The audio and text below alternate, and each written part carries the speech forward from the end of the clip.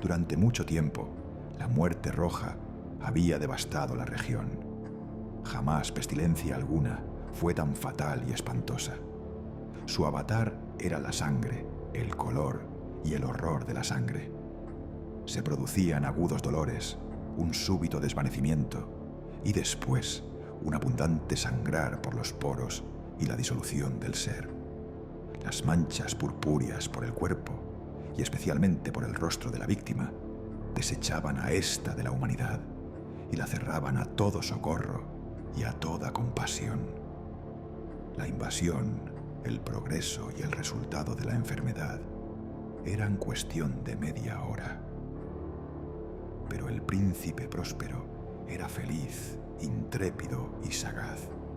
Cuando sus dominios perdieron la mitad de su población, reunió a 1 millar de amigos fuertes y de corazón alegre, elegidos entre los caballeros y las damas de su corte, y con ellos constituyó un refugio recóndito en una de sus abadías fortificadas.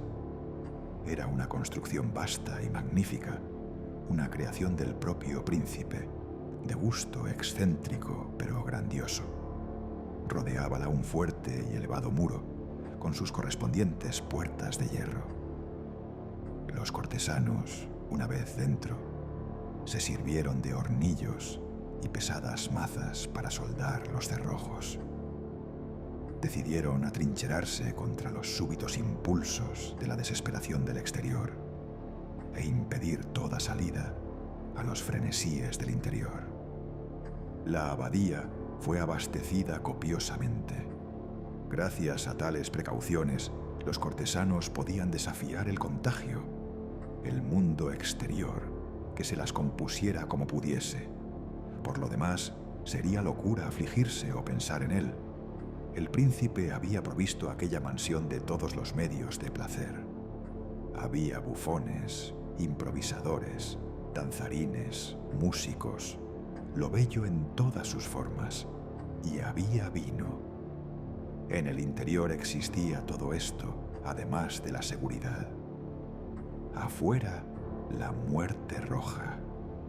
Ocurrió a fines del 5º o 6º mes de su retiro, mientras la plaga hacía grandes estragos afuera, cuando el príncipe próspero proporcionó a su millar de amigos un baile de máscaras de la más insólita magnificencia.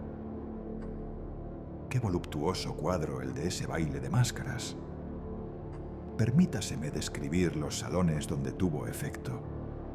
Eran 7 en una hilera imperial. En muchos palacios estas hileras de salones constituyen largas perspectivas en línea recta cuando los batientes de las puertas están abiertos de par en par, de modo que la mirada llega hasta el final sin obstáculo. Aquí, el caso era muy distinto, como se podía esperar por parte del duque, y de su preferencia señaladísima por lo bizarro. Las salas estaban dispuestas de modo tan irregular que la mirada solamente podía alcanzar una cada vez. Al cabo de un espacio de 20 o 30 yardas, encontrábase una súbita revuelta y en cada esquina un aspecto diferente. A derecha e izquierda, en medio de cada pared, una alta y estrecha ventana gótica comunicaba con un corredor cerrado que seguía las sinuosidades del aposento.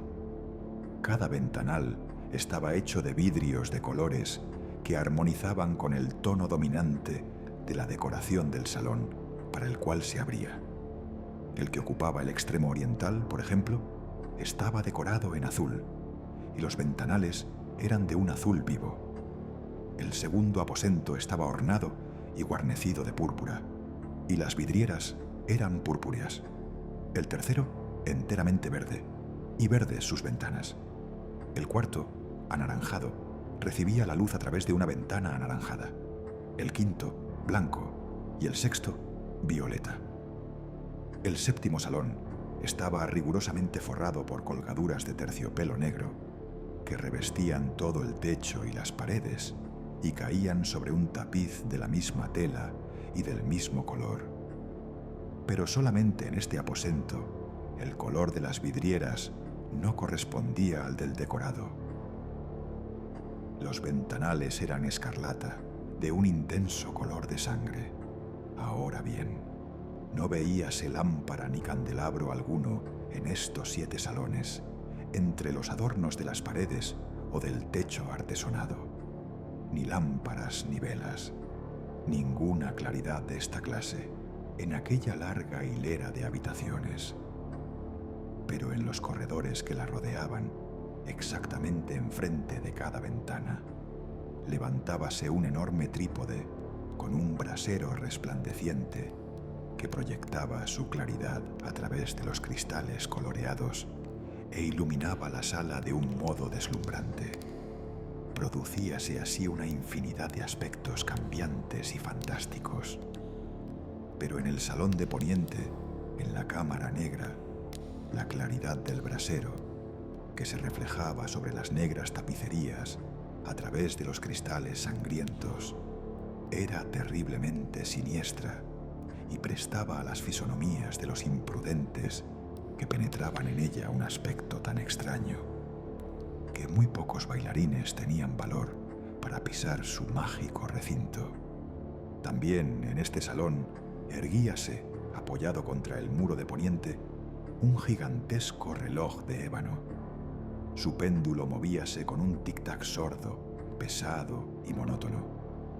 Y cuando el minutero completaba el circuito de la esfera e iba a sonar la hora, salía de los pulmones de bronce de la máquina un sonido claro, estrepitoso, profundo y extraordinariamente musical, pero de un timbre tan particular y potente que de hora en hora los músicos de la orquesta veíanse obligados a interrumpir un instante sus acordes para escuchar el sonido.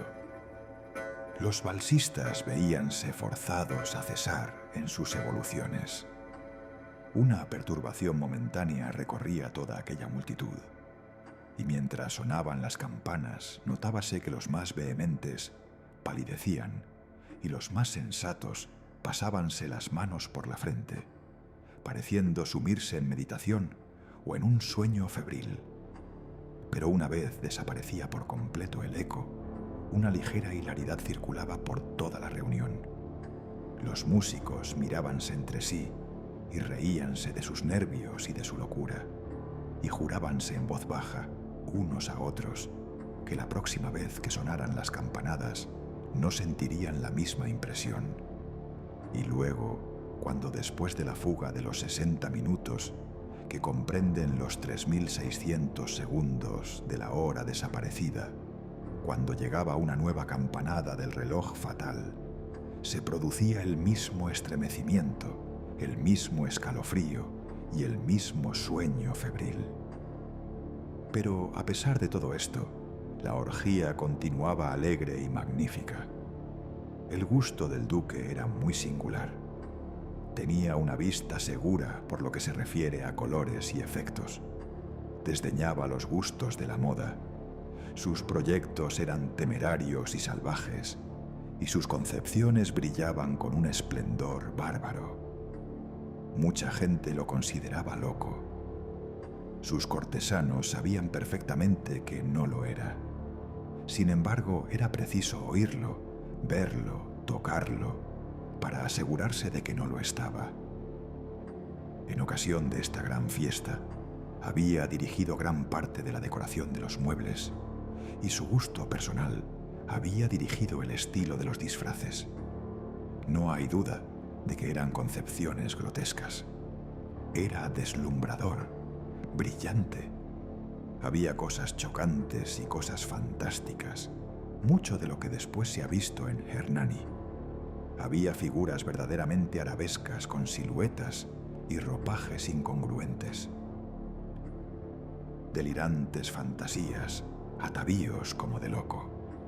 Había mucho de lo bello, mucho de lo licencioso, mucho de lo bizarro, algo de lo terrible y no poco de lo que podría haber producido repugnancia. De un lado a otro de las 7 salas pavoneábase una muchedumbre de pesadilla.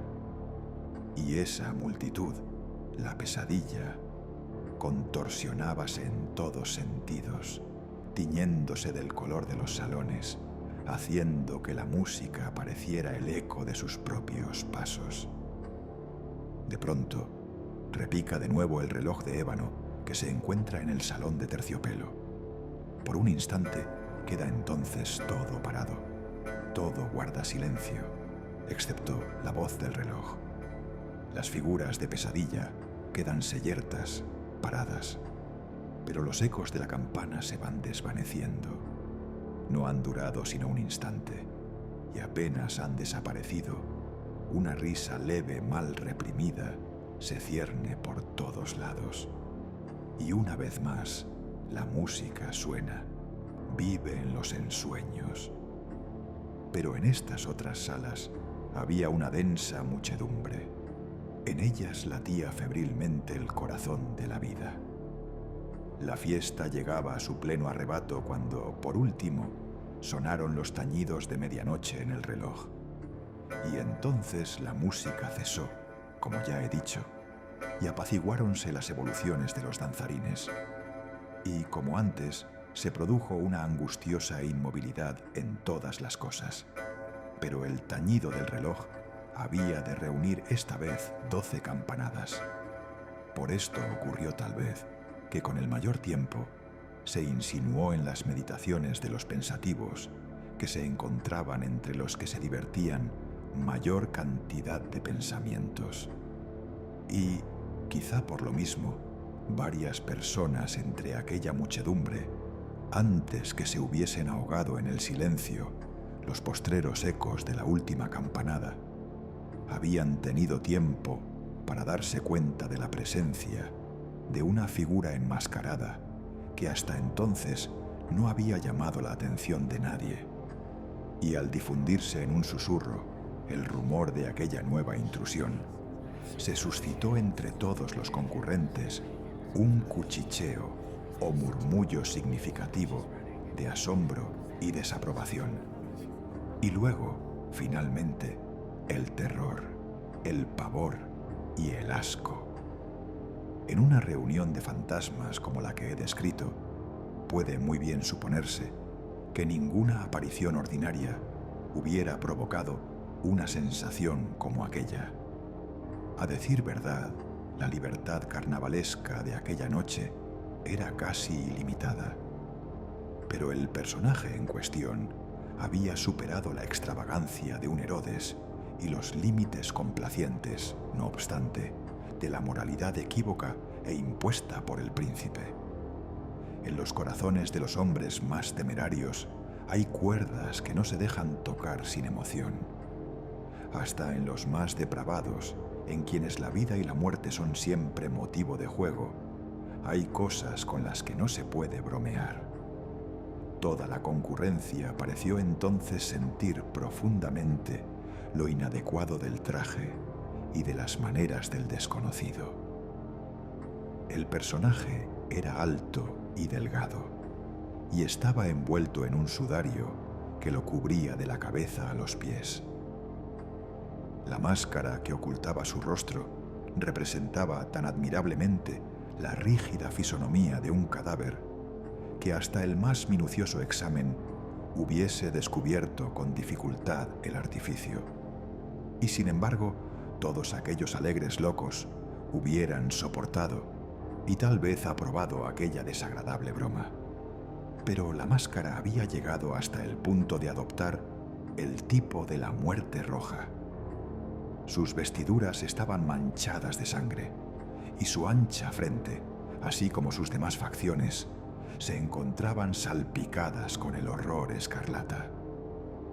Cuando los ojos del príncipe Próspero se fijaron en aquella figura espectral que con pausado y solemne movimiento, como para representar mejor su papel, pavoneábase de un lado a otro entre los que bailaban, se le vio en el primer momento conmoverse por un violento estremecimiento de terror y de asco.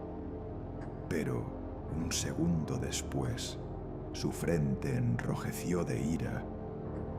«¿Quién se atreve?», preguntó con voz ronca a los cortesanos que se hallaban junto a él, ¿quién se atreve a insultarnos con esta burla blasfema? Apoderaos de él y desenmascaradle, para que sepamos a quién hemos de ahorcar en nuestras almenas al salir el sol. Ocurría esto en el Salón del Este, o Cámara Azul, donde hallábase el príncipe Próspero al pronunciar estas palabras. Resonaron claras y potentes a través de los 7 salones, pues el príncipe era un hombre impetuoso y fuerte, y la música había cesado a un ademán de su mano. Ocurría esto en la Cámara Azul, donde hallábase el príncipe rodeado de un grupo de pálidos cortesanos. Al principio, mientras hablaba, hubo un ligero movimiento de avance de este grupo hacia el intruso, que en tal instante estuvo también al alcance de sus manos y que ahora, con paso tranquilo y majestuoso, acercábase cada vez más al príncipe, pero por cierto terror indefinido que la insensata arrogancia del enmascarado había inspirado a toda la concurrencia, nadie hubo que pusiera mano en él para prenderle, de tal modo que, sin encontrar obstáculo alguno, pasó a una yarda del príncipe, y mientras la inmensa asamblea, como obedeciendo a un mismo impulso, retrocedía desde el centro de la sala hacia las paredes, él continuó sin interrupción su camino, con aquel mismo paso solemne y mesurado que le había distinguido desde su aparición, pasando de la Cámara Azul a la purpúrea, de la purpúrea a la verde, de la verde a la anaranjada, de esta a la blanca, y llegó a la de color violeta antes de que se hubiera hecho un movimiento decisivo para detenerle. Sin embargo, fue entonces cuando el príncipe Próspero, exasperado de ira y vergüenza por su momentánea cobardía, se lanzó precipitadamente a través de las 6 cámaras, sin que nadie lo siguiera a causa del mortal terror que de todos se había apoderado. Blandía un puñal desenvainado y se había acercado impetuosamente a unos 3 o 4 pies de aquella figura que se batía en retirada, cuando ésta, habiendo llegado al final del salón de terciopelo, volvióse bruscamente e hizo frente a su perseguidor. Sonó un agudo grito y la daga cayó relampagueante sobre la fúnebre alfombra, en la cual, acto seguido, se desplomó, muerto, el príncipe Próspero. Entonces, invocando el frenético valor de la desesperación, un tropel de máscaras se precipitó a un tiempo en la negra estancia y, agarrando al desconocido, que manteníase erguido e inmóvil como una gran estatua a la sombra del reloj de ébano, exhalaron un grito de terror inexpresable, viendo que bajo el sudario y la máscara de cadáver que habían aferrado con energía tan violenta no se hallaba forma tangible alguna. Y entonces reconocieron la presencia de la muerte roja. Había llegado como un ladrón en la noche, y uno por uno cayeron los alegres libertinos por las salas de la orgía, inundados de un rocío sangriento, y cada uno murió en la desesperada postura de su caída. Y la vida del reloj de ébano extinguióse con la del último de aquellos licenciosos, y las llamas de los trípodes se extinguieron, y la tiniebla y la ruina y la muerte roja tuvieron sobre todo aquello ilimitado dominio.